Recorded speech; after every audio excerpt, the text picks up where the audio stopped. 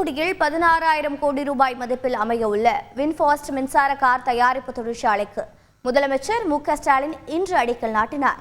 வெள்ளத்தால் பாதிக்கப்பட்ட மக்களுக்கு நிவாரணம் வழங்கிய முதலமைச்சர் மத்திய அரசு ₹1 கூட நிதி தராமல் பாராமுகமாக நடந்து கொள்வதாக குற்றம் சாட்டினார். செய்தியாளர் விஜயகாந்த் வழங்கிய தகவல்கள் இவை. முதலமைச்சர் ஸ்டாலின் வெளிநாட்டு சுற்றுப்பயணத்தின் போது தூத்துக்குடியில் வியட்நாமை சேர்ந்த மின்சார கார் தயாரிப்பு தொழிற்சாலை தொடங்க வின்ஃபாஸ்ட் நிறுவனத்துடன் ஒப்பந்தம் செய்யப்பட்டது. இதன் அடிப்படையில் தூத்துக்குடி சில்லா நத்தம் சிப்காட் வளாகத்தில் சுமார் 408 ஏக்கர் பரப்பளவில் 16,000 கோடி ரூபாய் மதிப்பில் அமையவுள்ள வின்ஃபாஸ்ட் மின்சார கார் தயாரிப்பு தொழிற்சாலைக்கு முதலமைச்சர் ஸ்டாலின் இன்று அடிக்கல் நாட்டினார். This is a truly momentous and a monumental occasion for VinFast and Tamil Nadu. இந்த தொழிற்சாலை மூலம் சுமார் 30,000 பேருக்கு வேலைவாய்ப்பு கிடைக்கும் என தொழில்துறை அமைச்சர் TRP ராஜா உறுதியளித்தார்.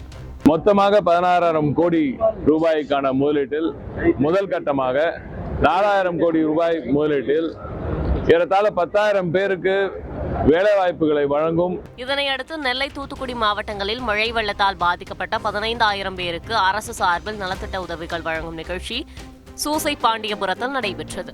இதில் கலந்து கொண்ட முதலமைச்சர் ஸ்டாலின் வெள்ளத்தால் பாதிக்கப்பட்ட மக்களுக்கு இலவச வீடு, சேதமடைந்த பயிர்கள், மீன்பிடி படகுகளுக்கான நிவாரண நிதி, இலவச வீட்டுமனை பட்டா உள்ளிட்டவற்றை வழங்கினார். வெள்ளத்தால் பாதிக்கப்பட்ட மக்களுக்கு வீடு வழங்கும் திட்டம்,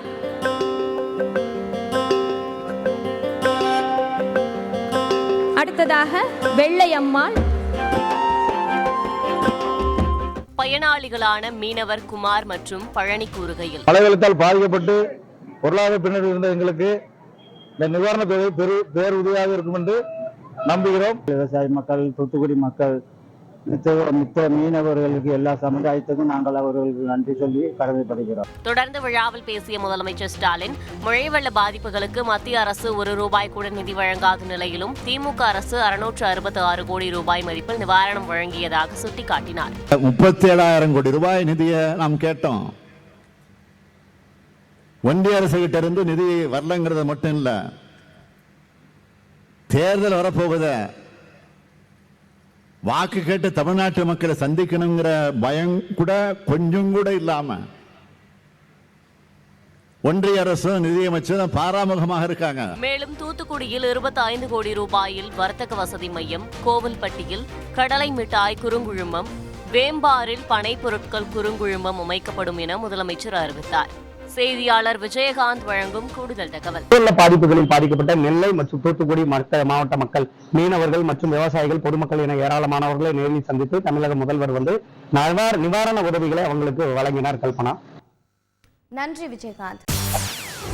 செய்திகளை உடனுக்குடன் தெரிந்து கொள்ள உடனே சப்ஸ்கிரைப் பண்ணுங்க.